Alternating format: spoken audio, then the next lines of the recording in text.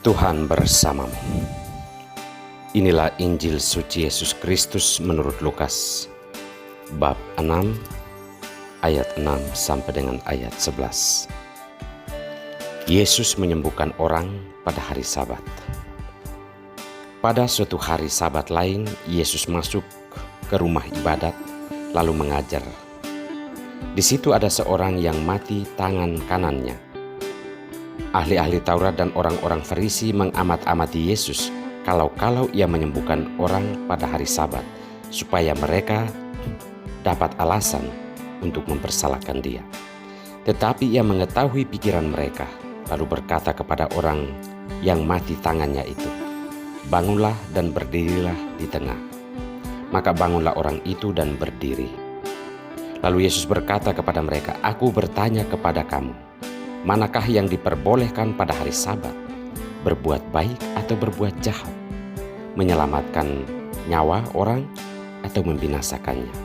Sesudah itu ia memandang keliling kepada mereka semua, lalu berkata kepada orang sakit itu, "Ulurkanlah tanganmu." Orang itu berbuat demikian dan sembuhlah tangannya.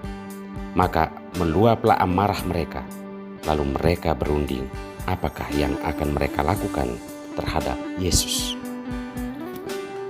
Demikianlah Injil Tuhan. Kristus ada di antara kalian. Inilah sampan bersama saya, Pater Domikevi, SVD. Bapak, Ibu, saudara-saudariku yang terkasih, dimanapun Anda berada saat ini, sampan berlayar menyapa Anda sekalian. Semoga selalu dalam keadaan sehat dan dilindungi Yang Kuasa. Saudara-saudariku yang terkasih, gereja sebagai mempelai Kristus harus menyadari esensi panggilannya.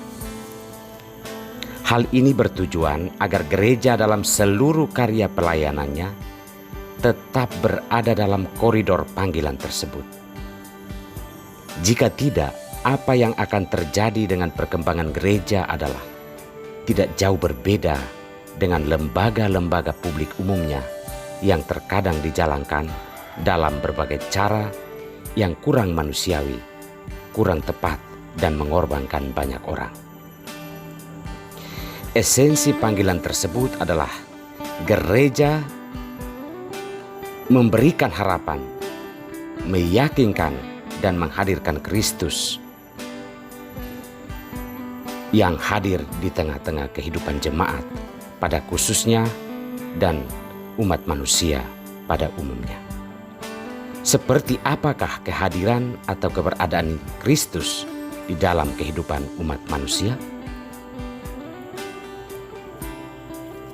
Injil Lukas menunjukkan kepada kita cara berada Yesus dalam kehidupan manusia, terutama pada salah seorang yang mati sebelah tangannya.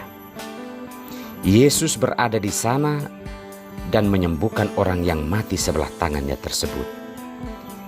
Ia ada di sana untuk memberdayakan kehidupan orang itu yang mulai timpang karena tangannya yang dipakai untuk bekerja dan menafkahi hidupnya itu tidak dapat berfungsi dengan baik.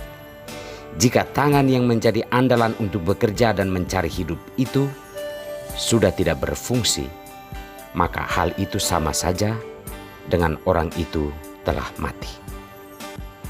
Yesus berada di sana dan menyembuhkan orang tersebut.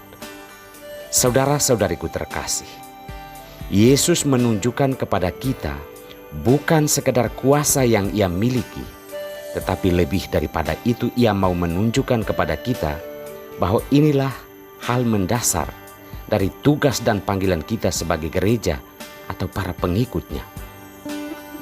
Ada dan hadir di dalam kehidupan sesama manusia untuk memberikan harapan dan daya untuk hidup. Kita perlu menyadari hal ini agar kehadiran gereja benar-benar memberikan harapan hidup, bukan memangsa kehidupan manusia. Refleksi yang mendalam dan berkesinambungan dari gereja kita tentang dasar panggilan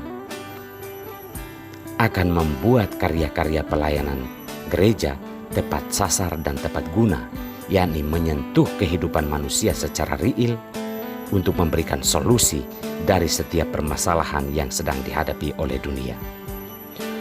Orang-orang Farisi memang anti pada Kristus, tidak mampu melihat hal mendasar tersebut sehingga mereka mengintai dan mengamat-amati karya-karya baik Yesus untuk memberikan harapan hidup kepada mereka yang sakit dan menderita. Tujuan mereka bukan untuk mendukung karya baik tersebut, namun mereka mau mencari alasan untuk mempersalahkan Yesus. Apakah Yesus dirasa adalah saingan mereka? Kita harus menyadari baik hal ini, karena jika hidup kita hanya bermain pada usaha saling mencari-cari kesalahan sesama, mencari dan mengejar popularitas, mencari dan mengejar jabatan dan harta duniawi, maka karya-karya kita tidak akan menyentuh kemanusiaan yang merupakan esensi panggilan dan pelayanan gereja. Saudara-saudariku yang terkasih, Paulus menyadari betul panggilannya mengikuti Yesus. Maka ia rela menanggung berbagai kesulitan dan tantangan agar hal mendasar dari panggilannya itu tidak terabaikan. Paulus memang berjuang untuk meyakinkan jemaat bahwa Kristus benar-benar ada di antara mereka. Inilah dasar panggilan kita. Apapun yang kita lakukan dan program-program hidup menggereja, sehebat apapun, harus sampai pada pernyataan bahwa orang benar-benar merasakan kehadiran Kristus, terutama di dalam setiap persoalan yang sedang mereka hadapi. Mampukah kita menghadirkan kembali Kristus dalam karya-karya pelayanan gereja yang telah mengalami banyak tafsiran pribadi demi kepentingan diri sendiri? Semoga Tuhan memberkati kita semua.